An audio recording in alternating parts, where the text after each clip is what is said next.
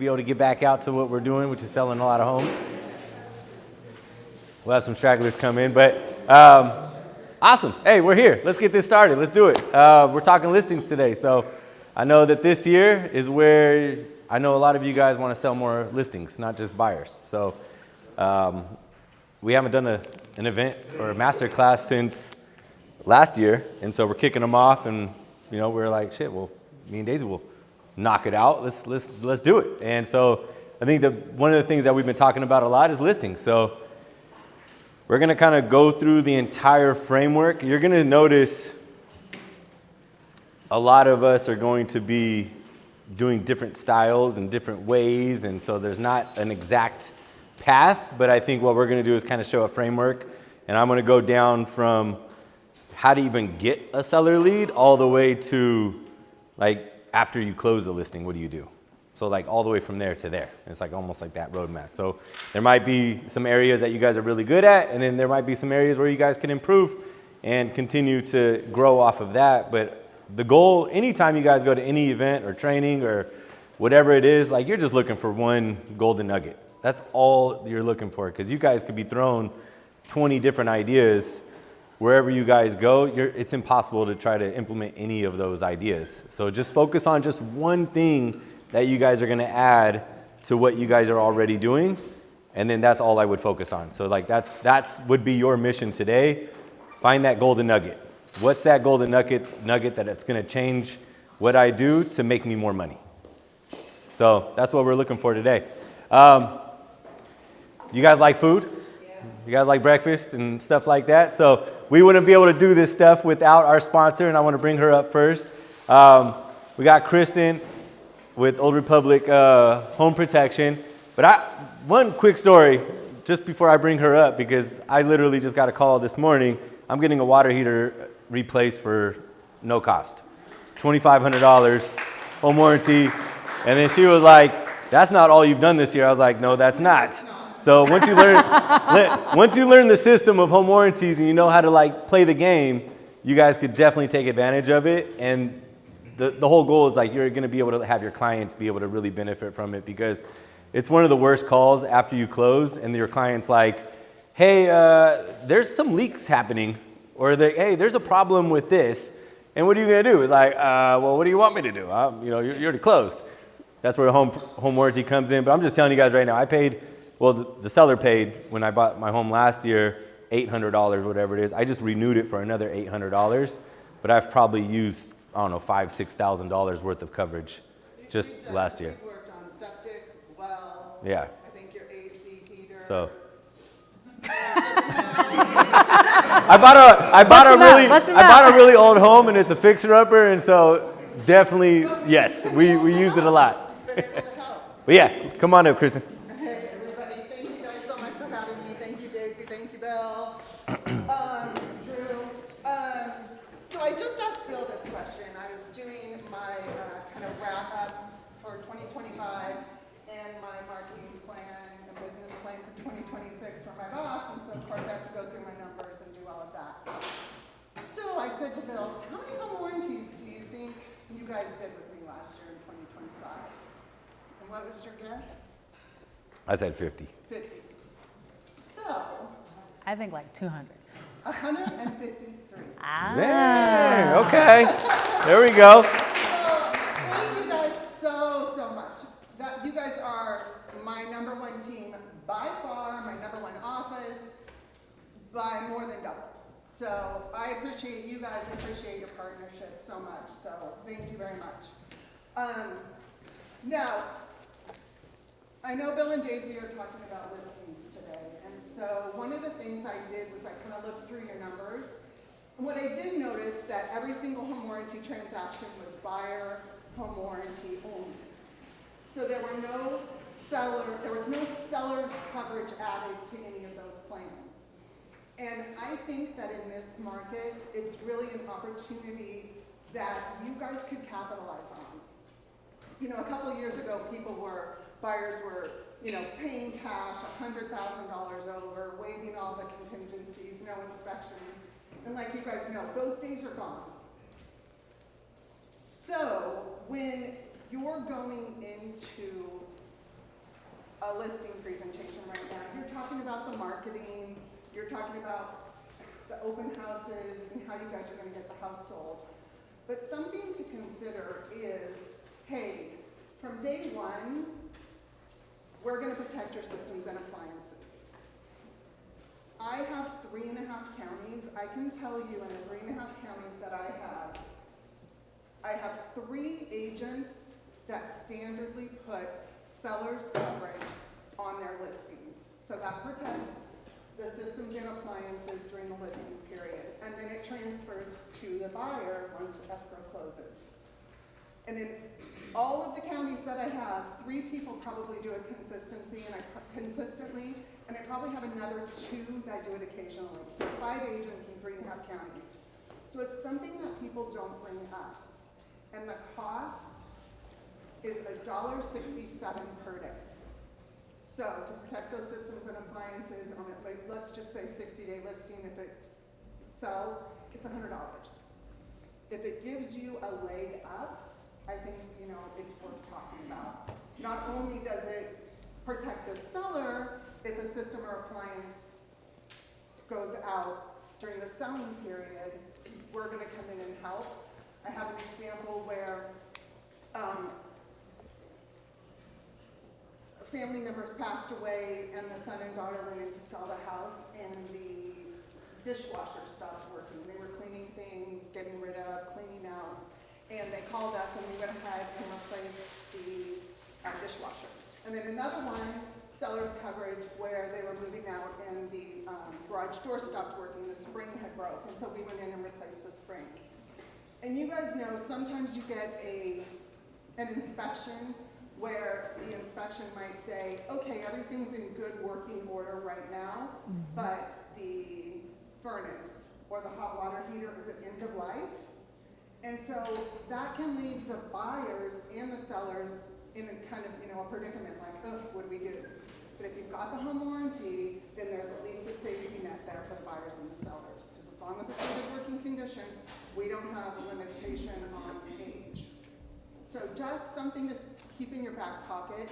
So on your next listing appointment, possibly bring this up, bring up seller's coverage, see if it makes a difference, see if it lets you stand out of it a little bit, because like I said, not everyone's talking about it.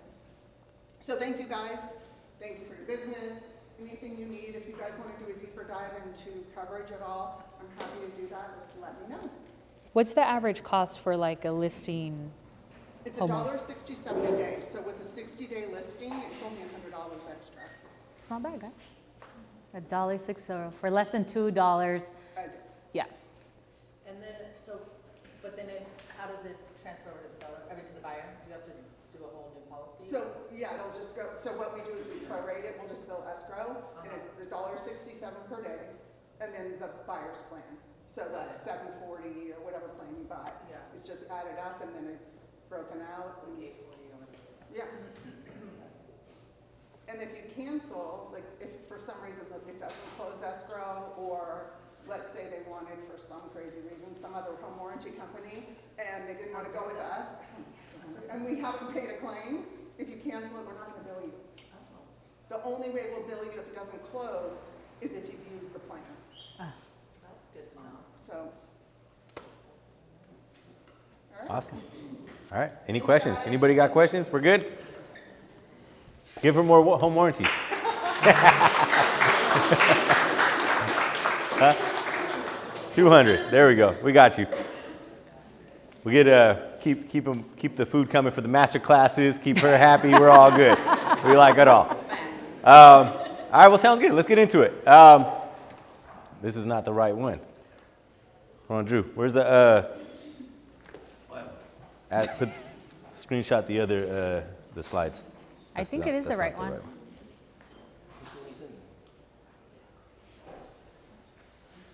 No. Well, okay, that works. All right. So, I mean, we're going to talk a little bit about the listings. I'm going to talk about basically how to even get a seller on the hook, how to even get somebody reaching out to you, how to get somebody, because we all want listings, but at the beginning, you got to get somebody reaching out to you to be able to sell their home. So, like, we're going to start there. I'm going to talk about the whole mindset of, the marketing side of it, what to do when you actually get a lead. I'm going to talk about, how to prepare, how to get ready, the mindset before you actually step into the house, before you do the listing appointment. And then I'm going to have Daisy. She's going to kind of go through the entire whole after, what do you do at that listing appointment and everything after that. You guys good? Yep. All right. Who wants more listings in 2026? Right? It's a hot topic. And like, listings are the hardest because there's so few listing leads right now coming in versus buyer leads. It's like you want to have that book of business that's balanced, because I talked to a lot of agents that were very listing heavy and they were like, damn, I wish I had more buyers.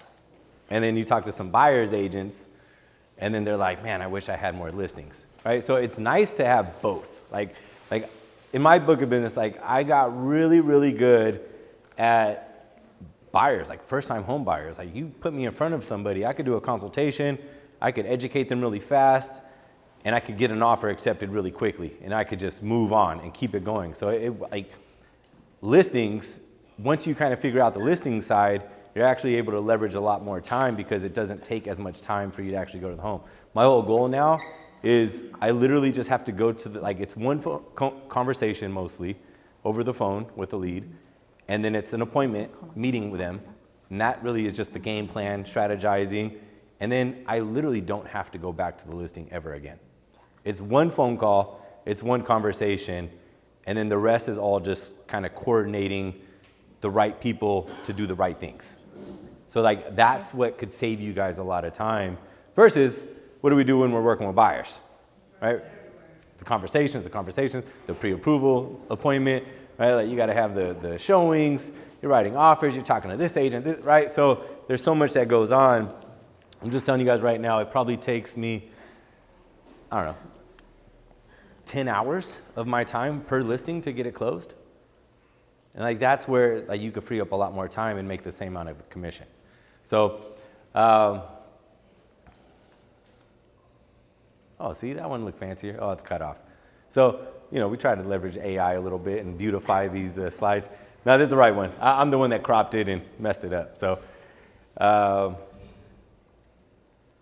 this is where you get the leads. And so I wanted to kind of show you guys, Pipes has been really honest. And this is something that we've really been focused on. We had somebody that did this, but we're going to get back into this. The CRM. I was looking up data yesterday. They said between 3 to 5% of everybody in your CRM that's like nurtured correctly has a listing to sell this year. And so that's something where it's like majority of the listings are already in the database that you have. And so I think that's one of the things that we're going to look at. Online leads, 1 out of 3 calls right now coming in through online leads has a home to sell or owns a home. The other option is open houses, right? You guys do the open houses, you're auditioning, selling a home. Other neighbors are looking at what you do and who you are, and then they might decide to hire you if you're doing it correctly. But if you got signs falling down, you don't got no signs outside, you don't have snacks versus the other home down the street, right? There's different things. And then this is where I dominate, and how I generated tons of seller leads is content and video, social media, leveraging the listings that you have. So I'm going to go into it. The database, so what we need to do with the database, it's literally what we're already kind of doing. It's reaching out to somebody, it's connecting with somebody and giving value based on whoever they are. It's making sure you guys are emailing them content. You guys are emailing them homes. Like they're set up on, we have the program, the Rooster, our app that, is sending them the right homes, because homes are going to motivate sellers all day and every day. So what I would do is all of your past clients, for some of you guys already have past clients, we need to go in there and reach out to them and say, hey, I'm going to let you guys know, we're going to do every single month, I'm going to let you guys know what your home is worth. And it's basically like getting a checkup at the doctor. Maybe not, once a month, but maybe once a quarter, once every 6 months, whatever you guys want to do. And you're basically just sending people a CMA. Like, how long does it take you to create a CMA? It doesn't take that long. And so like literally just send however, like maybe you got 10 past clients this year. Maybe you got 20, maybe you got 50, right? Some of us have 100. Like we need to be sending them a CMA every single quarter, 6 months, like at least. That's just something, hey, not sure if you need to know this, but there's another program that I still use, and I just found out last year that the #1 team or company down in San Jose, they still use it, but HomeBot. It's old school, but they bring in new stuff, but HomeBot it's free for like X amount of clients. So, and then you could get a lender to help you cover it, and I think I paid $25 a month. But it's something like literally you just add in a client and then it sends them a monthly report on, here's your options for refinancing. This is where most of your listings are going to be, are in the database. We have 40,000 people in our database, and I just did the thing, and like let's say even if we didn't nurture them 100%, like there's like 800 to 1,000 listings sitting in our database right now. So I think that's one of the things to look at. It's like, shit, like out of these 40,000 that's in our database, like there's 800 to 1,000 listings just sitting there. And it's like the hardest part of generating a listing lead is like nobody's gonna reach out to you and say, hey, we're looking to sell, unless you're the one reaching out to them or they see who you are and what you're doing. I'm just saying, your database, like you need to love on your past clients all day, every day. And then everybody else, you don't know, maybe you got a buyer lead or a whole bunch of buyer leads from over the past year or whatever. Like maybe you didn't ask the right questions at the beginning, but maybe they do have a home to sell and you don't know. So I think just know that's where all the listings are. Online leads. So Zillow, Movado are where we dominate, but this could be from whatever, HomeLight or Realtor.com, whatever it is. 1 out of 3 of them has a home that they need to sell. They own a home. So I think that's where we need to ask the right questions when you guys get these opportunities. The goal is to just meet with them and connect with them. And I hear a lot of things like, oh, well, they have another agent. Yeah, but they suck. Because why is their buyer, their client, clicking a button to go view homes with somebody else? Like, they suck. Like, go take that client away from that agent because that agent is not good. So I'm just saying right now, every single one of those opportunities, ask the right things. Like, all you guys have to do is just say, what does it look like for you guys to be able to buy this home? Do you guys rent or do you guys own right now? That question right there, you're literally just finding out, are you a renter? Okay, well, sounds like this is your first time home. Okay, perfect. Here's some options for first time home buyers. They're gonna be like, oh no, we own. Okay, awesome. Do you guys have to sell before you guys could buy? Or is this maybe gonna turn into your first rental property and you guys are upgrading? Like, what does that look like? So that question needs to be asked every single time when you guys get an online lead. Are you guys renting or are you owning? Who's asking that? 2, 3, 4, 5, 6, right? So you guys could see how many of us should be asking it. That's got to be inside your script, inside that ALM script. That has to be a question. Are you guys renting or are you owning? That's it. Like literally, that question is going to lead you guys to finding out if they're renting, their first-time home buyers. Obviously, they don't have a listing. But if they're owning, boom. Now you might be able to turn that call into actually like, we could go look at this home, but it sounds like you guys own a property, and have you guys looked at those options? Right? That could turn into that listing opportunity. So I just want you guys to see that little question needs to be asked every single time. So here's my thing is social media. And I learned this really quickly. Like I started doing a lot of content and I did a lot of the easiest content, which was the stuff that I knew really, really well, was working with buyers.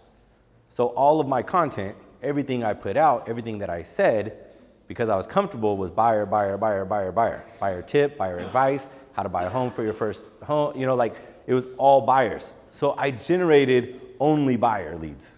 Like that's literally all we got every day, all day. And so that's where my old broker, he told me, he was like, dude, well, what you put out is what you get. And so now, generating sellers, I was like, okay, well, shit, I need to start talking seller stuff and do the same exact thing. And so then I started mixing it up. It was like some buyer content, but then I'd also start putting out a lot of seller content. And so that's where I finally started to receive some seller leads after almost a year of consistency behind putting out only seller content. So it's literally, and then you kind of start to grow, and you like, who's your avatar? Who's the best client that you guys want to work with? And that's the kind of content that only you need to be putting out. So guess what I liked? I like selling buys.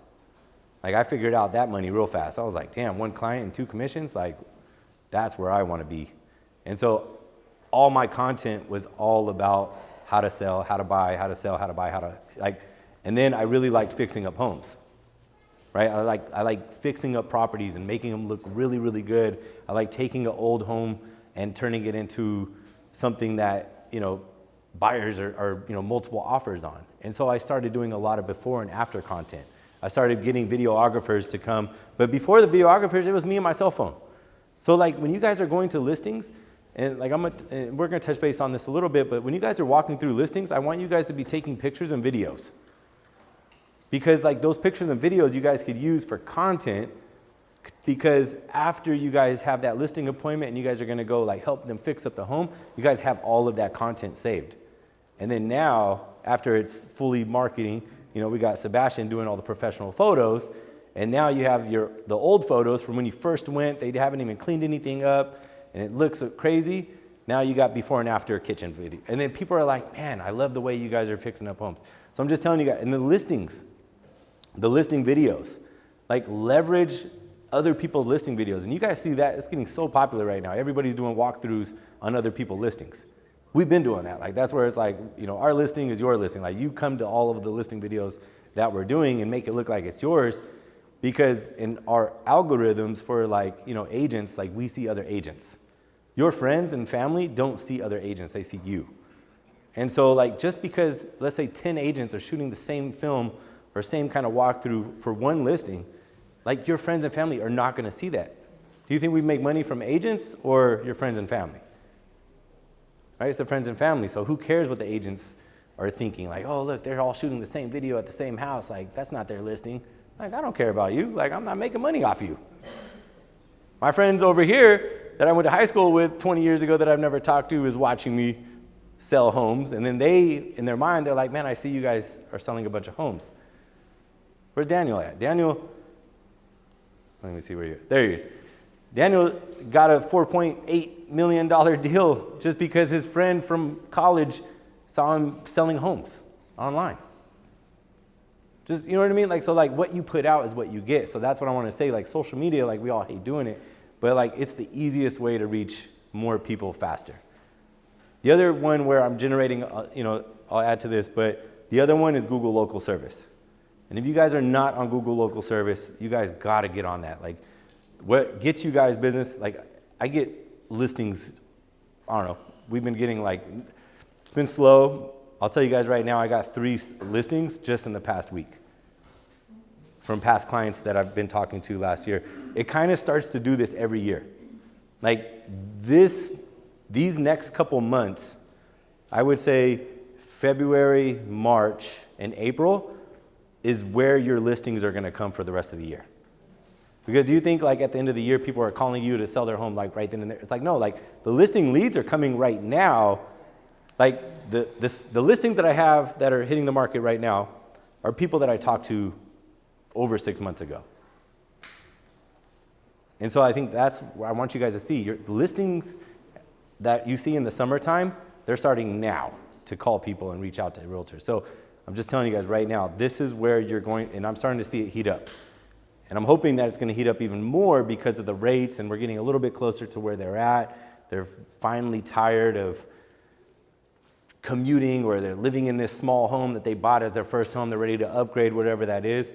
I'm getting a lot of calls lately, or I'm seeing leads coming in because they can't afford what they bought 3-4 years ago. When they bought during COVID, 21, 22, or whatever those years were, prices were super high. But people thought they could work from home, and now they can't work from home. So like we see that on the news, but like in reality, we're actually seeing it. And like I got somebody that I helped sell, he sold a home in Albany. I helped him buy this home that I had listed with somebody else. So I literally listed the home. I sold their home. So I double-ended. They bought this home. So I, basically 4 deals in one. And now he's literally, well, it's 3 deals in one. And then now he's he just called me again. He's ready to sell and go rent because he can't afford the $5,000 payment. So it's like one house I'm selling. Basically, I represented the listing one time, represented the buyer one time, and now I'm about to represent the seller again. And who knows, maybe we get a buyer and we can represent the buyer. So now I just wanted you guys to see what the listings could do and what's coming in. Open houses. Who's gotten a listing from open houses? I got 2 in one open house. There we go. What did that look like? Why did they even reach out to you? What do you mean, what did it look like? Well, how did you get that listing from the open house? I did an open house for another realtor, and it was over the weekend. It was a condo in Benicia. And I just got 2 phone calls off that one open house that one weekend, and got them their home. Okay. Hector, how'd you get the listing out of the open house? What'd you do? I had a listing in Napa, and then I was not sure in front of the community about what they delivered. One of the neighbors just came to the open house. I wasn't expecting her to come. She said, like, you know, it was a sad situation. Her husband passed away, and she needed to get out and sell. Like that was it. And then interviewing me for agents. Hell yeah. Jennifer, how'd you get the listing? For mine, I was actually working at open house for a listing that was not selling, but obviously I held it open and neighbors are sellers. So they ended up walking in, weren't from the area, and they were ready to list. And I actually ended up selling that house faster than the one that they met me in. Yeah. So it's always nice to be able to meet people. There you go. It's all about, it's a contact sport. So it doesn't matter where you're at or what you're doing. I mean, but open house, you have people that are walking through the door, you know, potentially most of them are neighbors. Most of those neighbors own those homes next to you. So it's an audition. So I think like that's where it's like, if you guys are going to do an open house, I mean, why last minute grab flyers? Why last minute get some snacks? Why last minute go put signs out and you're showing up late? Like this is an audition for other sellers that are watching what you're doing because they're outside of their window looking and then peeking. But I mean, to add, I mean, I go to a lot of conferences and meetings, you know, and I see what others are doing. And what I saw, I think that's the biggest impact is knocking on, you know, 10 houses this way, 10 houses that way, you know, kind of just in that area and inviting them to the open house. Hey, just want to let you guys know I'm helping you, you know, and name drop. I learned this when I was door knocking, door-to-door sales. You name drop whoever the neighbor was you just talked to previously. Hey, I just talked to George next door, and, you know, I also invited him. I wanted to invite you guys. We're going to have this. We're going to do this. You know, and then obviously you're just putting the name out there and then they walk in through the sign-in sheet. We kind of talked about how to get people to sign in through the open house sign-in sheet, right? Like pull it away from them, the fear of loss until they sign. Basically, like your goal is to get everybody to sign in. And then when you guys are following up with these people, guess what we ask them? Be like, oh, well, are you guys currently renting or do you guys own? And then you guys own, or are you guys thinking about making a move? Or like, what does that look like for you guys? And like, that's what that looks like. So, Really quick, sorry. uh-huh. Gary Katz had a really good tip about this. When you're knocking on other people's door and say, I'm doing an open house, give them your card and say, hey, I know a lot of people are going to be parking, so if anybody blocks your driveway or anything like that, feel free to call me and I'll make sure that they, you know, move their car. Yeah. Like, just a way for them to take your card. I like it. It's a good tip. I like that. Heck yeah. So I wanted to touch base on the call. So I literally, you know, my brain goes into ChatGPT. ChatGPT spits something else out, and then I have to go back into ChatGPT and say, hold on, that's not what I wanted it to do or say. And so it actually, this slide, it had it doing opposite. It was like, go for the appointment right away. Book that listing. I work the other direction. Like for me, I've earned a lot of listing appointments because of how much information I give them on that first initial call. Because most agents, what they're doing is they're trying to book that appointment right away. They're like, oh, you own a home? And you get all excited, be like, oh yeah, it sounds like you got a listing. Like, you know, I could tell you what it's worth. I could do this. Like, when's a good day for me to come over and meet? And they're like quickly trying to get to that appointment. Everybody's doing that. And I'm telling you guys right now, the best way, like people are smart now. Like people want information. They want Amazon service. So what people are asking for, like, give it to them. Like, don't hide anything back. But what you're doing is you're finding out what is triggering their excitement and their motivation. And then you're going to leverage that and say, hey, I know we kind of touched base on this a little bit, But, you know, one of the things that has been working really well for a lot of people that we're working with and people that are even thinking about selling next year, whenever that is, you know, instead of us just kind of guessing and kind of talking over the phone, I would love to give you guys actual numbers and what that looks like to be able to actually, you know, if we sit down and meet and I could, you know, walk around your property, let you know, this is where I make a lot of my sellers a lot of money is I walk around the home before you guys do any work. Like I could tell you guys what work you guys could do to your home to actually make a return. You know, what days and times work best for you, today or tomorrow at 4, right? And I think that's when, but I'm talking about 10-minute phone calls. Like it's a lot of conversation. It's a lot of options. Your brain overload. And be like, oh my God, I haven't heard anybody like give me those options. I haven't heard anybody say that. Most people are just trying to book the appointment. Like, yeah, you know, I don't care what you guys do. I'm just here to help you guys. Like you guys are calling in asking questions or whatever, you're calling about this home that you guys are looking to buy. You know, I want to help kind of game plan your strategy because it doesn't matter when you guys are going to sell. I want to get you guys in the right position possible for when you are ready. And that comes with meeting with me sooner. And sometimes it takes multiple appointments, and that's the slide I put in here. Most listings come from multiple listing appointments. It's not just that first listing appointment. Like the first listing appointment is usually where you drive the information, and then they sit on it, they think about it. The line that I love using, you guys hear this when I'm on an objection call, but it's letting them know, it's like, look, you guys probably can't sleep at night, huh? Is your brain going crazy? Like all these different options and things that you guys are thinking about and all these numbers. Like what I would love to do is be able to lay every single option out in front of you and make it super clear so then you guys can sleep a little better at night and then make a better decision because you're clear and you know what to do and you have the actual numbers in front of you. Does that sound like a good idea? Do you like sleeping? Right, so that's a line that yeah. But I'm just telling you guys, like if people are talking about selling and buying, like, oh yeah, I want to sell and buy this, like don't hold back. Like let them know, be like, man, have you guys heard about the bridge loan? Have you guys heard about, a contingent sell? Have you heard about this? Like I'm just telling you guys, information overload gets them confused, and then that's when you got them. It's like, man, this sounds like it's a lot, right? Like there's a lot of different options, a lot of things that you guys could do.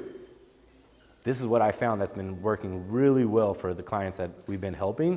No matter if you guys are looking to make a move now or later or in the next year, is we're sitting down and just kind of helping you guys game plan this and strategize. And then you book that appointment. But you don't get to that until you do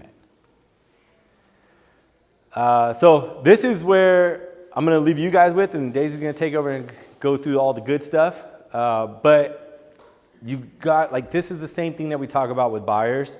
You guys got to stand out before you actually go to the appointment. One thing that I don't think is in here, the proof of results, but you guys have to have a brand. Especially listings, they're going to Google you before you're coming over to their home.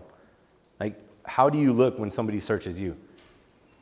Oh man, I have so-and-so agent coming over to my house. I don't even know them. How good are they? And what if you don't look good? You don't have enough reviews. What if maybe this agent that they're comparing has 10 reviews and you have 8?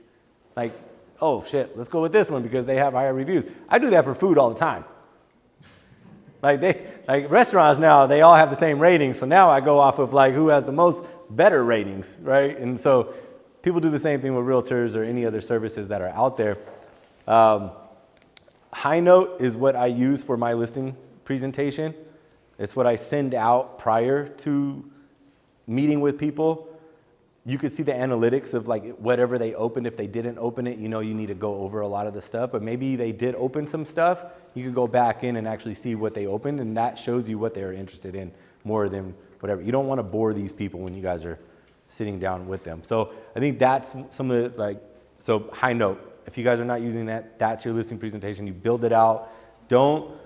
We've talked about this before, but don't build it out the night before you have a listing appointment. Build it out before you get that listing appointment. Get ready. Be ready for this. Copy what presentations we've already have, and then be like, hey, I'm really excited. So you get off the phone, bonus, do a quick little video, just like buyers. Hey, just want to put a face to the name. I'm really excited to help you and your family make this move. I wanted to send you a link to tell you a little bit more about me and my team and how we're going to help you. Looking forward to our meeting.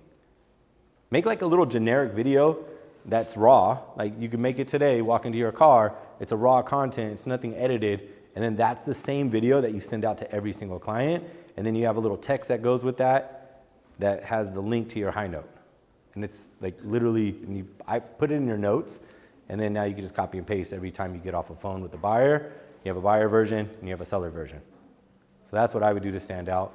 And then you have that high note link.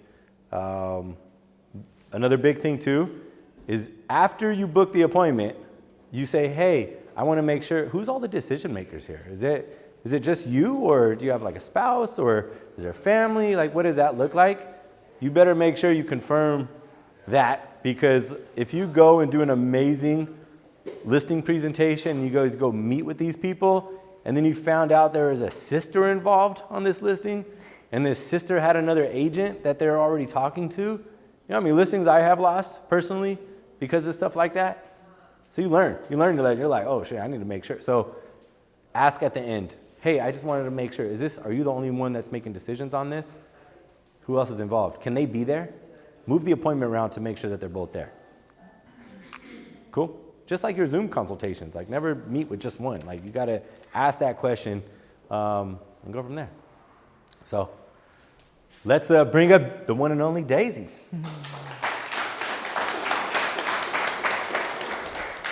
I brought up my iPad, but I guess I got a bigger iPad here, so we'll work off of this one here. So good morning, everyone. So we're gonna talk about, now we got the appointment, we're gonna sit down on the couch, in their kitchen table, the dining room, wherever they feel like. But these are kind of the steps that we're looking into to make sure that we execute really well, right? So make sure you arrive early. There's nothing like trying to get a listing and you arrive late and unprepared and don't know what you're talking about, right? So we're gonna talk about that. We're gonna talk about take the tour of the house. And what are you recommending? What pictures are you taking? Videos, right? Uncover the motivation. Why do they wanna sell? There's always that divorce, death, life happens. Maybe they just had a new baby. They need a bigger property. Build the plan, right? Prep for the plan. What does that look like? Do we need to reduce and remodel? Do we not? And what does the timeline look like? And at the end, everybody always wants to know how much they're gonna get for that property. And obviously, hey, my neighbor sold it for $1 million. I want $1.2 million because my house is better, right? Does that make sense? We just talked about something like that, right? Okay, so, cool, there it goes. Okay, when you walk in, you gotta control the room. You gotta let them know that you're here with confidence and you're gonna sell this house for them. Doesn't matter what type of obstacles come in, but you gotta make sure you control that room. So sellers don't hire the smartest agents, right? So they're gonna go ahead and go with the one that's most confident. We may not know it all, but if we know that we're walking in there with that confidence and hey, no matter what comes in, I'm gonna go ahead and take care of this, we're gonna go ahead and get that job. I have here, it says, use the silence. Some people are so scared of the silence. I just used it and everybody was looking at me like, oh, wait, what's she gonna say? Take control of that, take advantage of that. The first one that talks loses in sales. Let them talk the most that they, like you can possibly have them. Use that, and then that way you know exactly what they're looking for, and then you're gonna reply and speak with clarity.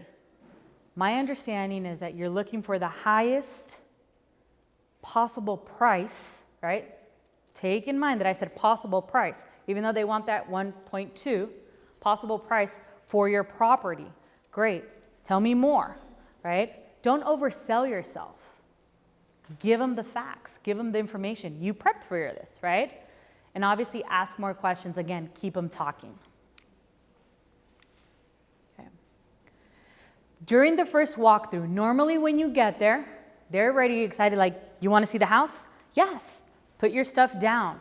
Go ahead and remember, take your phone out. There's a lot of people that till this day They come to my office and they said, I got this listing appointment. I went, great, let me see the pictures. Oh, I didn't take pictures. What do you mean you didn't take pictures? How does it look like? Tell me more about it. I'm not sure. It looked really old. What does that mean, right? It needs a lot of work. I think they're gonna sell it for like, and literally this just happened. I think they're gonna sell it for like $399, and I'm like, what location, what city? What he'd say, San Leandro, and I'm like, I'll buy it for $399. So this is really important. Take pictures, right? If they offer you a drink or anything, take it. You just never know. It might be like, because you didn't take that drink, you're not getting that listing, right? So when you're gonna do the walkthrough, and this is what I do all the time, and I tell everybody, let them know, I am gonna take pictures for my purpose only. Therefore, in the future, when we are having a conversation about your property, I have my videos and pictures to reference. I don't have to keep going back and forth to your property. I know you have a busy lifestyle, and I just wanna go ahead and have something to reference. That's it. No one's gonna tell you no. One agent brought me a picture. The husband was still in bed, and I'm like, wow. And I said, okay. That was really personal. Point out some potential improvements, okay? So if you see that something could be done, maybe, okay, there's no more accent walls. Let's paint this wall, something super simple. Point it out, right? Just like, oh, I would probably say maybe paint this, or the doorknobs. Who still has like the really gold, shiny doorknobs? Switch them out. Amazon, you know, something super cheap. Make those type of comments.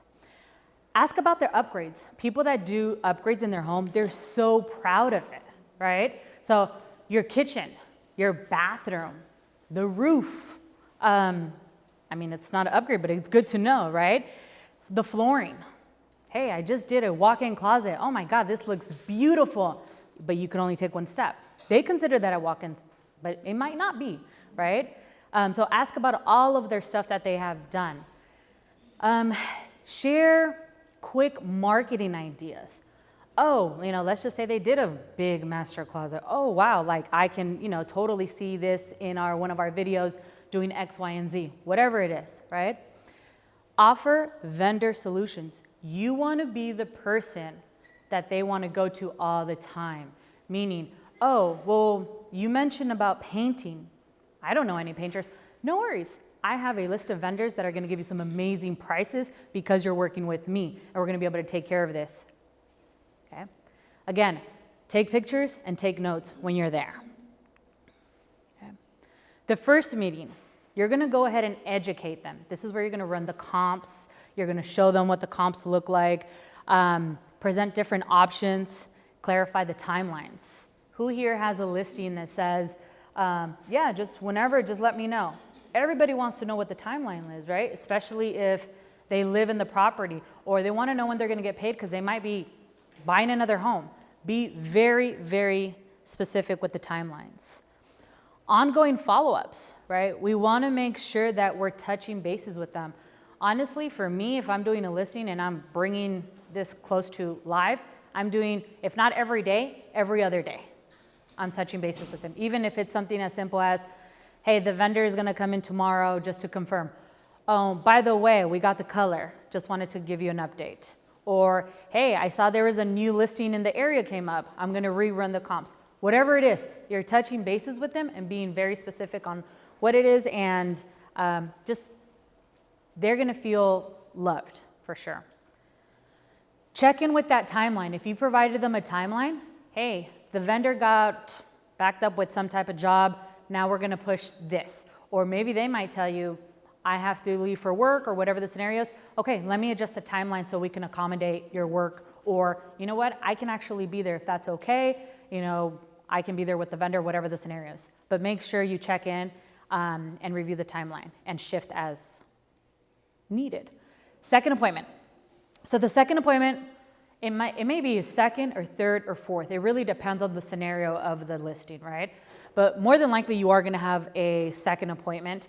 And basically, one, if you didn't get the listing signed on the first meeting, that's more than likely where you're going to get it at the second appointment. They're seeing that you're following up. They're seeing that you're giving them all this information. They're like, okay, we need to get this done, right? Other than that, the second appointment can also work for, hey, how does it look? Did we do all the work that we said we were going to do? Let's go ahead and do the walkthrough. My stager is going to come in, whatever the scenarios, but you're going to have 2, 3, 4 appointments. And then follow up, right? We're going to go ahead and get some more, obviously get that contract signed, but you're going to convert this listing in no time.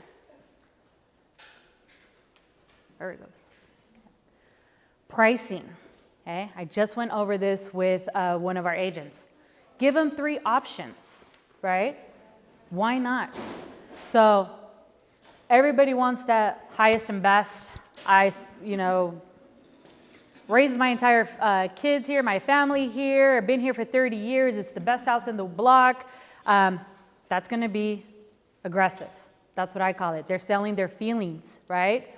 Now, if you want to sell it, get the most people in there, you're going to have a strategy with this. You're going to say, I'm going to list at this price because I'm going to bring in everybody. And that way, we're going to go ahead and bring everybody kind of like a little auction, right? You're going to create it. You're going to create the motion. You're going to create that, right? And then, sorry, I got the aggressive and inspirational. So, sorry. Yeah, the other way around. Sorry. So inspirational would be the 1.2. This is where I'm selling all my feelings. And then aggressive is like, hey, I want 1.2, but I'm listed at 999 or 899, and then get everybody in there. But always give 3 options. That way they know exactly what you're looking at. Be specific, clarify it, and say, hey, if we list at this price, this is what's going to happen. If we list at this price, this is what's going to happen. But give 3 options. There it goes. Okay. After you get the listing, right, do a walkthrough with the vendor. Take a look at what the options that you talked about. And again, this is going to be more follow-up just because you're going to get the best prices for them. You're going to go ahead and tell them, okay, yes, this is what I want to do. And with the walkthrough, let them know what's going to be the best return on their investment for any type of repairs. We all know that obviously kitchens and bathrooms are going to sell the properties, but are you going to spend, or do they even have the money to spend an additional, I don't know, $7,000, $10,000 on a bathroom or kitchen? Maybe they don't have it, they just need to sell it. It's not realistic for them. So maybe just painting the walls. Different things, we want to see what's the best one for them, right? Staging. I personally stage all my listings. That's just what I want to be known for. That's just what I like to do. That's just me. I do remember I had a listing in Daly City. It was not the nicest home. It was really not cute, right? And it was close to Halloween. And Bill said, just put it like a haunted house. And I was just like, no, I don't want to be known for that. Specifically in the peninsula, I was just like, no matter how ugly it is, that's at least $1 million home, right? I staged that house. We got multiple offers. And an investor still bought it. And he flipped that house, right? I sold it for about $1.05 million, and he sold it for about 1.4. But that's just me, right? I could have gone with a, haunted house, but no, I didn't do it, right? So I staged it. Landscaping, curb appeal. Get some landscaping. It's not that, it's inexpensive. First impressions, the curb appeal is really important, right? And this is what we do for all, no matter stage or not stage, professional. Sebastian takes care of this for us. Photography and the marketing. Make sure you're doing the videos, invite everybody. Like Bill was talking about earlier, he said, yes, we may have, 10 people at one house, but not everybody is seeing that same, they're not all looking at my IG, they're not looking at Bill's IG, they're looking only individually, right? So they don't know that all 10 of us had it. But that's gonna be really, really important. Okay. So fix what buyers actually care about, right? So if I'm gonna go in there and the house, let's just say, has hardwood floors, I don't know if I'm gonna go in there and put carpet or fix the floors. I might just give it a little bit clean. Sellers, I've seen people spend $10,000 on fixing the floors, sanding them down, revarnishing, everything. The next day, the buyers ripped it up. And I was like, oh my God, they just spent $10,000. They're like, yeah, we didn't like it. Fix it what they, so just do something super light, right? Paint is probably gonna be, let the property look really nice and clean, right? Curve appeal, I think that's definitely declutter. Declutter. If the people are gonna live in there, make sure you declutter. Put it all in the garage. It is what it is. At least the house looks nice and clean. The upgrades for lighting, modern. I would say the door hinges, the doorknobs, those are something really small that it just turns a house and it doesn't cost too much, right? Remember, we want to make sure that we get the return on our investment. We're not spending so much money on it. Launch with intention, right? I always personally like to put the listings Wednesday night. So either Wednesday or Wednesday night, but you have all of Thursday. I love to do a open house twilight for Friday, right? And then Saturday, Sunday, 1 to 4. And then normally I like to do 2 weekends open houses. You get the most attention. After that, offers on Monday at noon. Make sure you do everything with intention. Optimize, right, the remarks. Right, make sure that you're putting not a lot of pictures up there. Leave something like, okay, if this looks like this, what else do they have, right? Don't put all the pictures up there. Definitely do the video tour. That's really important. It actually ranks your property higher on Zillow and Redfin and all of that. And definitely make sure you put some ads out, right? Social media, agent outreach. All of these things are very, very important. And plan this out. Obviously, you're gonna go ahead and protect the seller. You know, you're gonna leverage by setting an offer deadline. You know, you're gonna go ahead and take a look at the terms when you get these offers. Don't chase weak buyers. Everyone always has an offer, but what does that really mean, right? If you get an offer, let's just say, I'll give you guys an example. I had a listing and this was actually my cousin's house in Concord. He's like, Daisy, I need the highest and best. So I said, okay, what are you looking for? He said, I need, I think he said 750. So I ran the comps and I'm like, where are you getting 750 from? And he's just like, it's my house. I remodeled the kitchen, I did this. And I said, no, be lucky if you get 730 and that's gonna be like really good. And he's just like, there's no way, I need 750 because I have to buy this other house and it's gonna at least cost me about 900,000. And I said, it just doesn't happen.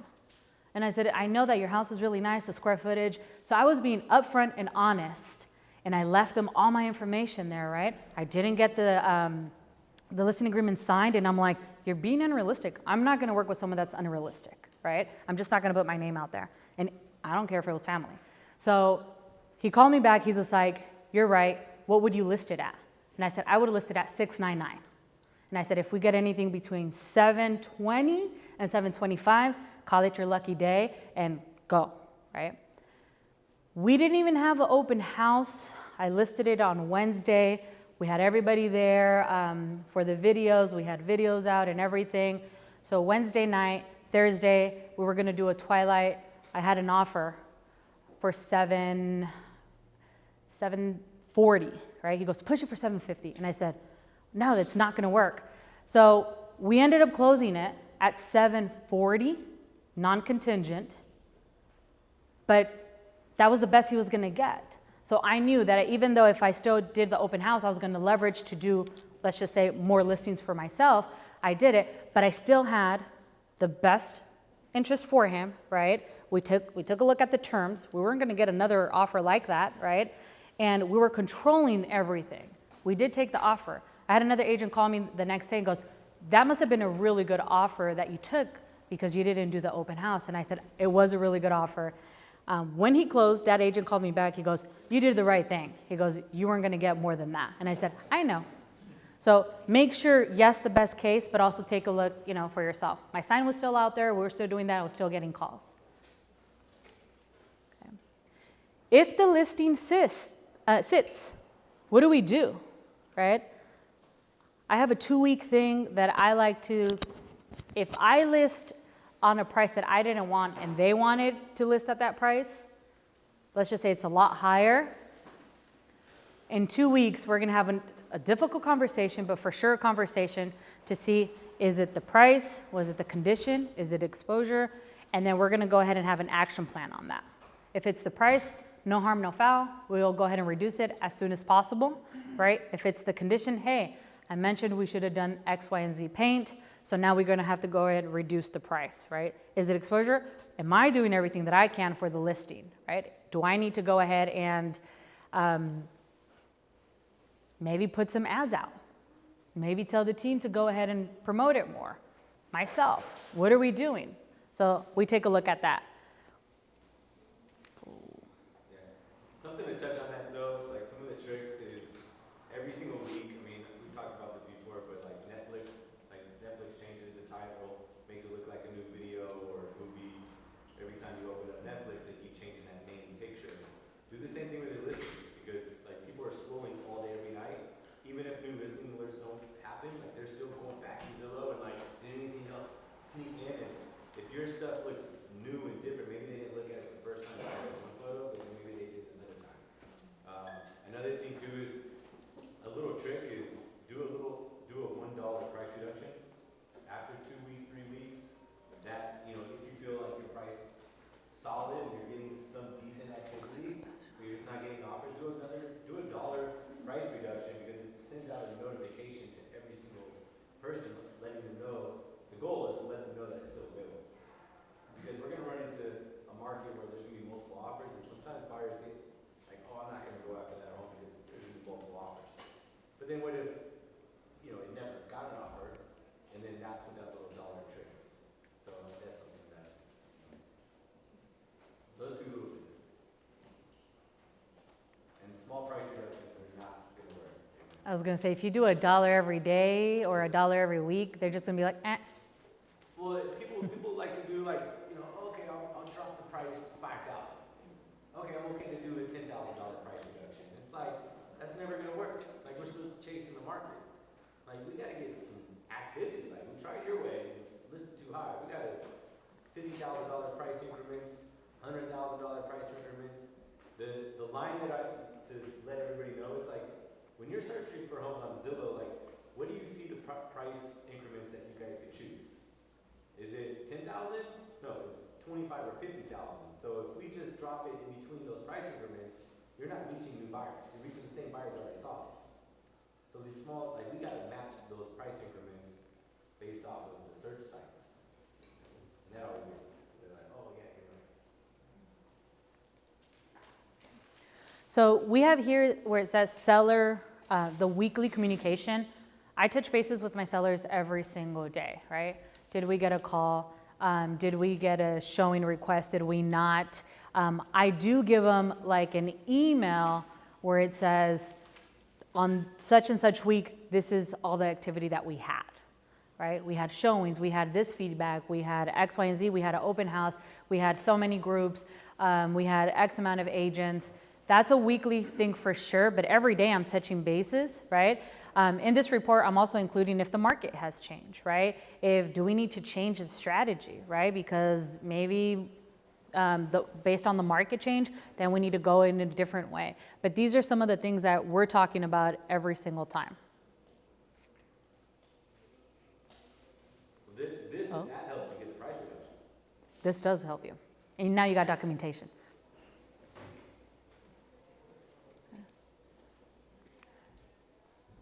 Buying and selling at the same time. This is your cue. I'll touch base on this. I told you this was my this is what I love. I mean, but buying and selling at the same time, it's such like you make a lot of money because it's a lot of hard work. Like it's a lot of work. Like there's so many parties involved, so many people involved, like so many timelines you got to match. Like it's not easy, and that's why it's like people think like, oh, well, you're gonna make double, triple the commission. It's like, yeah, but I earned that because of what we had to do. This is where you earn a lot of clients' businesses by helping them understand and go over every single option. And so I just wanted you guys to be really clear on what you know what the options are, so you could confidently just like be reaching out to people and say, hey, well, if you guys are looking to sell and buy at the same time, here's a couple options just so you guys could know. And then they're gonna get all confused, and then they're gonna throw like, oh, well, what does a bridge loan do? What does that do? Oh, what is a contingent? And then that's what you're looking for when you're having these conversations, because now you'll be able to hook them, and that's why you're gonna have the appointment. So that's why throwing out all these options, but people, I mean, there's not many that are gonna do this, but there are some that, you know, you get some big ballers, people that have a lot of cash, and, you know, maybe that's their whatever, rental property that, you know, they still don't know if they're gonna sell or rent or whatever. The other two options are the most popular. People hate to do bridge loans because they think it costs a lot of money. But what I tell people, it's like, look, it's gonna cost you guys a little bit of money to get this loan, but it's the stress in your life is gonna be so minimal compared to selling and buying at the same time and living in the home and showing it, getting offers. We gotta go find another property after you find it. Like, it's more stress. I'm just telling you guys right now, imagine you guys have this in your back pocket and you guys could go buy a house tomorrow. You guys don't have to, like, bless you. You guys don't have to go through all that. So the way I overcome this, it's like, look, yeah, it might cost you guys $15,000, $20,000, $25,000 more to go with this bridge loan. But guess what we're gonna do and how I'm gonna make you guys that money back? The offer you guys are gonna write on this new property is gonna be a non-contingent offer. It's basically a cash offer. So guess what we could do when we have a cash offer? What do you think you could do when you write a cash offer? Get a discount, compared to having a home where you need to sell.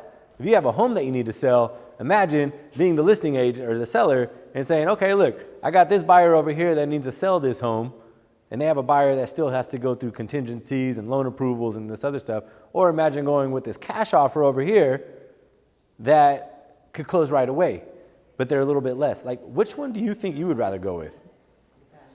So then that's how you explain it to them. So then they're like, oh yeah. So everybody gets caught up in the fees. They all get caught up in these fees and the, you know, and like all these things. And it's like, dude, look at the bigger picture. I'm gonna save you on the purchase, but now guess what? I'm gonna save you even more money because now you guys are gonna move out. You guys are gonna go buy this other property. And then now guess what I'm gonna do? Your vacant home, I'm gonna clean it up even better than if you guys were still living here. So guess what we're gonna do on this side? We're gonna sell it for more money.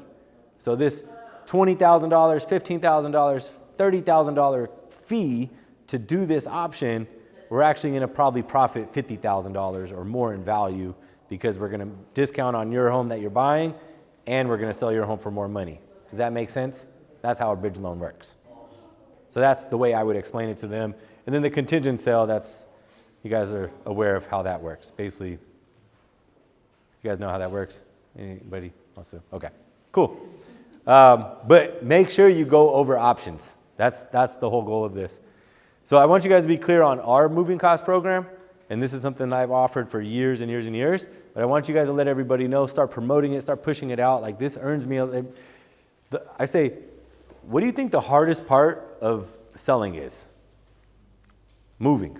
Moving sucks. What I want to do is make this as easy as possible. I don't want you guys to lift any boxes.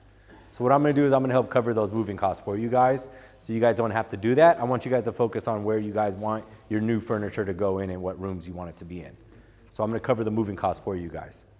So this is what I put out there. People, if you're selling and buying at the same time, we're going to cover your moving costs. You're making double commission, right? We started adding some stipulations in here. We learned because some clients like to take a lot of advantage of you after they're like, oh, you're going to pay for movers. They start having movers package forks. You know, like they start having them do way too much extra. And, oh, can you take apart this? And the price was going up compared to like just moving boxes. Like now they're doing too much. So we added like up to $2,000 because it doesn't cost more than $1,500 or so to move. And then you got to be within a certain amount of radius, like out of state, like doesn't work, obviously. Here's where you guys get your commission. is like, well, and we also do require a 3% commission for this program, right? So you know what I mean? Like there's stipulations, but it's a way to get people to reach out to you and connect with you and stand out versus somebody else. So that's what that looks like. That's what I got. That's all we got. Another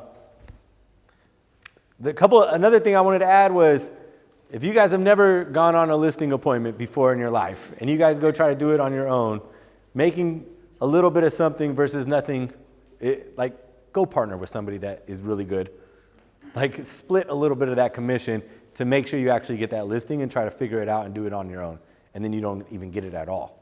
We see this a lot, and we're like, why'd you do that? Like, partner with somebody that's really good at that. Like, I still get people to reach out to me. Daisy still gets people to reach out to us. Like we're willing to help you guys. Like, you guys get a big listing.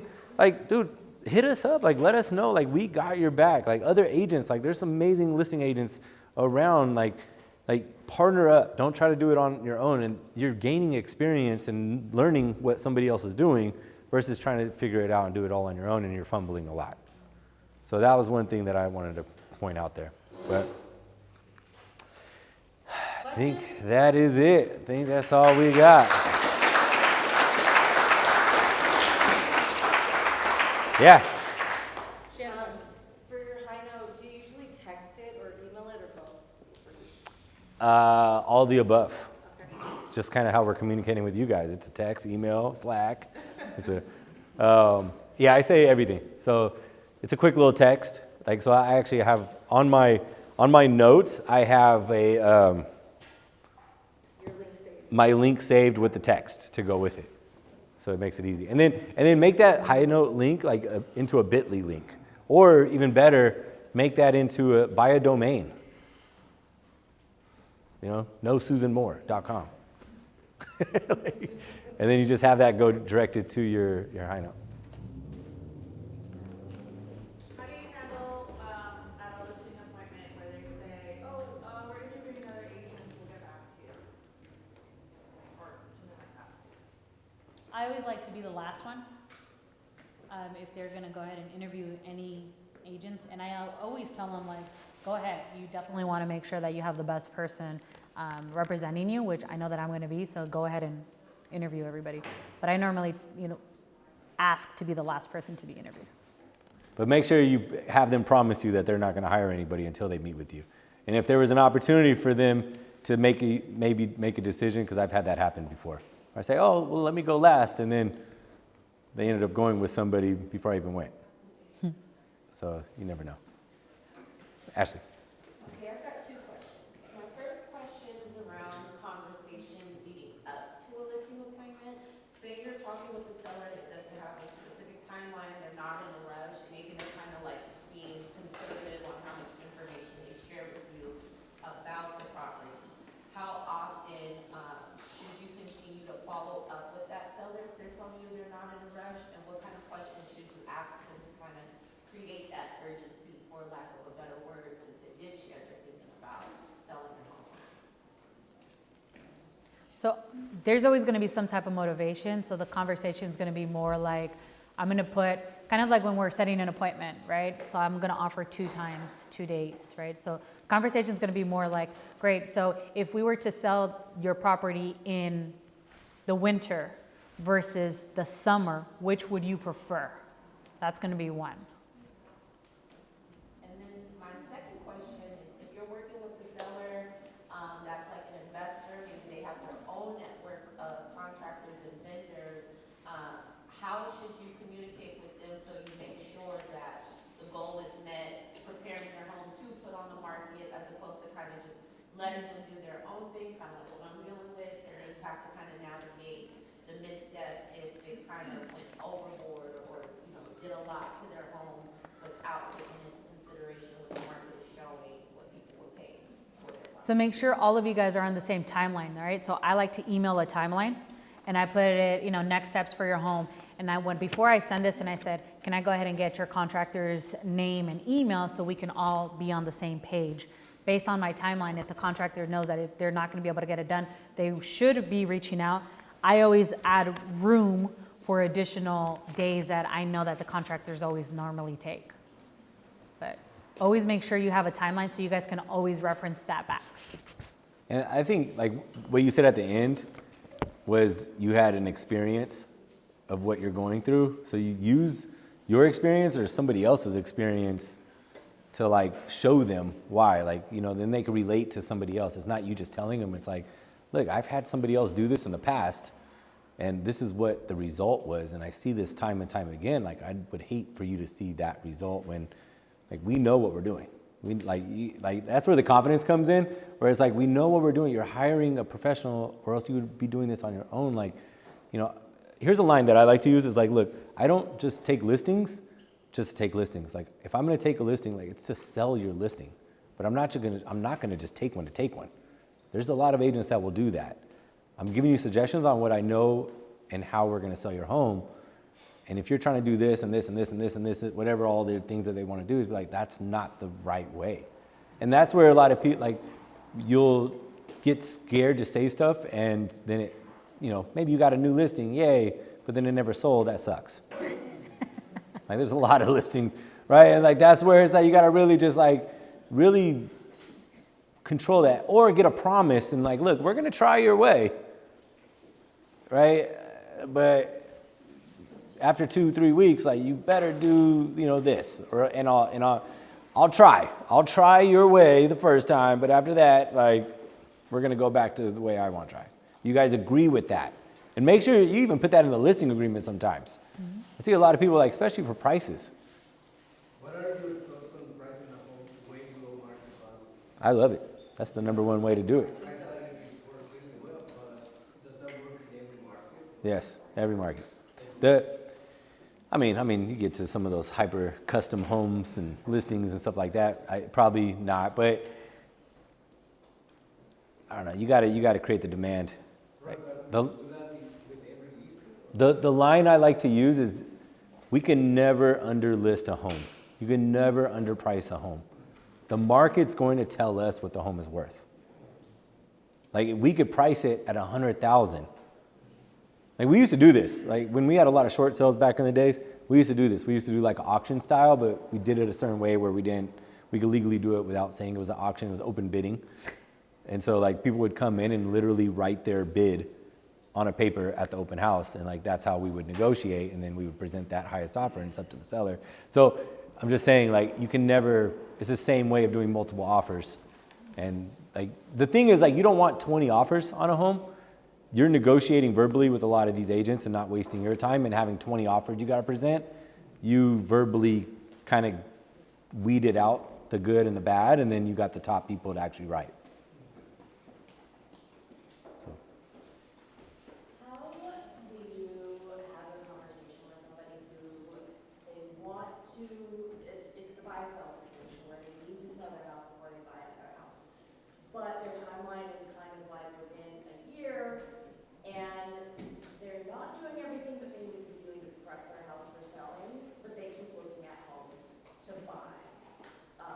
How can you like navigate that conversation to get them to understand that they do need to get their house started, prepping, because if that right house comes along, they're gonna lose out. Yeah. That's going to be the motivation conversation, right? So that goes back to one, what's the timeline, right? So if we haven't got like a correct timeline, then they want to sell it. That's great. They're looking for homes. That's awesome. It's like having a buyer that's pre-approved, that's not pre-approved and always looking for homes, right? So that's going to go back to the initial conversation and be more clear. So I have a scenario where I have a listing that's finally going to get sold, but something similar, right? They're like, we want to move down to LA because all our children have moved out there. This is the house that they wanted to sell at $750 and we're getting them at $690. And I'm like, that's amazing for your house. But it went back to going and have another conversation with them and saying, okay, you want to go look at homes in LA, but the buyers or the sellers in those homes, they want to know, how are you going to buy it? So if I don't have a net sheet to provide that agent that's going to show you the homes in LA, it's not going to happen because no one's going to spend their time showing you properties. So let's go ahead and get a timeline that better fits your guys' needs. What does this look like? And that's finally when they're like, oh, I see what you're saying. So when I want to sell this one, I want to know if they're going to be fine with the loan or they have cash. And I said, exactly. So it's going to be one, the motivation on the timing, and them understanding. Yeah. Homes motivate people. Yeah. So like that's, if people start, I mean, this sounds like our objection call that's being thrown right now. This is exactly what we do every Thursday. But this is where it's more so of like, sometimes if you keep trying to push listing, like sometimes they need to be educated the wrong way. Just like writing an offer and you have a buyer that wants to write $100,000 below every single listing, like sometimes you gotta show the failure. So sometimes go show them a house and show them that they fell in love with the home, and then show them that you just failed. And I try to tell you so. So now, Still keep showing them homes. one time, like it's an education process. So like in our, like I say 3 strikes and you're out. The first time, you're kind of suggesting, but you're gonna let them do it. But then you're suggesting a little bit on like, see, why? Second time, you're pushing. You're pushing a little bit harder. You gotta have that another sit down conversation with them. Hey, we tried your way the first time, Third time, you get really hard. And then if they still try to keep doing it, then you don't work with them no more. You fire them before you fire them. Before they fire you. Or before they fire you. Yeah. How would you handle, just say you're the second agent, and they say to you, well, I interviewed another agent, and they're willing to pay for the renovations and the stages, will you do the same thing? So I have a line that I always say, look, I'll never let commission get in the way between you hiring me or not. I want you to choose hiring and working with me, not based off of commission. So how do you feel about working with me and my team? Not looking at commission, what do you guys feel compared to everybody else? And then like, well, but I don't want to, okay, well, what is it going to take? Like, we're in a competitive market. So like some you'll be able to like strike and get really good commission, 3.5, 3%. There's gonna be some, always start high though. So like you can, like if you guys start at 2.5, they're gonna get you down to 2 or 1 point, now start high and be like, well, I got text messages. I was negotiating with the seller right now. And hey, I thought you said we're only charging 5%. I said, well, I charge 3%. And I usually am really good at negotiating buyer's agents commissions down to closer to 2. And I can usually make that happen. So it could be total 5%. Or I could have worked like, okay, here, I'll give you 2.5. I think start high, no matter what. Like, you could always work down. I say take something rather than nothing. So whatever you guys need to do I to make start a at deal 3.5. work. Yeah, 3.5. Yeah, so it depends. Every listing, but know your worth and your value. Don't just discount like right away. Be like, that agent, let's look at their marketing. Let's look at their recent sales. Pull that stuff together and then be like, well, look at ours. Look at our marketing. Look what we do. This is the difference. And then that's where, go ahead. Is there like a home renovation company that you guys have partnered with where somebody doesn't have the money up front to pay for these renovations, but there's a company that will get paid out for the escrow? There's Curbio's one, but I think we've just partnered with so many of our vendors where if you have situations, we have a bunch of vendors that will take money after closing. It just has to make sense. Mm-hmm. But I mean, usually like our floor people and my paint guys and a couple other people, we could work with people. And there's been times where I've fronted the money and I get paid at closing. It just depends. Tack on the 1% on there. And then that you're showing your worth. Compass used to do that, but then Compass was super hard. I skipped that process. Okay, so I have a scenario where I went to a potential listing and not necessarily a listing presentation because I listed this property in 2019, so people didn't come back. And what I did, met with them, bought them a donut for his birthday. Just moving it over, but long story short, I walked him through the comparables. We wanted a 450. So I specifically showed him all the listings at 450 and how they looked and how they presented without saying, how did your house look, right? And so at the end of it,